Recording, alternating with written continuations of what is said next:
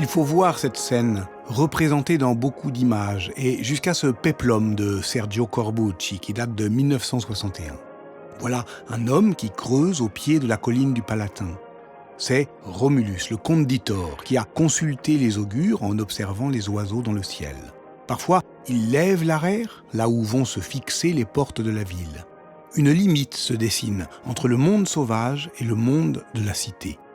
Le taureau est à l'extérieur du sillon, la ville saura se défendre. La vache est du côté intérieur, la ville saura se nourrir. Par ce geste fondateur, Romulus vient de tracer le pomerium.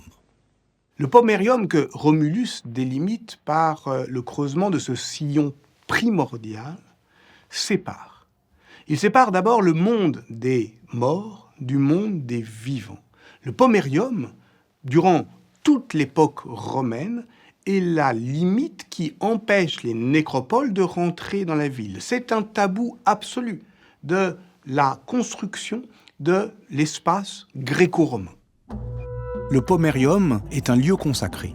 Durant toute l'époque romaine, sous la République comme sous l'Empire, les généraux en armes n'ont pas le droit d'y pénétrer. Quant aux licteurs qui protègent les consuls, ils doivent renoncer à leur hache pour franchir le pomerium, car la peine de mort en est exclue. Romulus a tracé là une limite religieuse, administrative et politique. Retenons ceci, c'est un sol.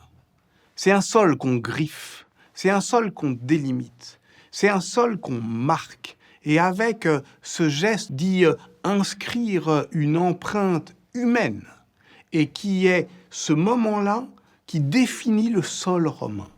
Mais Rome a un rapport ambigu avec le sol. C'est une ville qui rêve du monde. À partir de ce premier geste du premier jour, Rome doit pouvoir construire son expansion et ses répliques pour tracer l'Empire romain. Et puisque Rome se confond avec la culture grecque qu'elle a si profondément assimilée, c'est en fait l'Empire gréco-romain que le pomerium doit délimiter.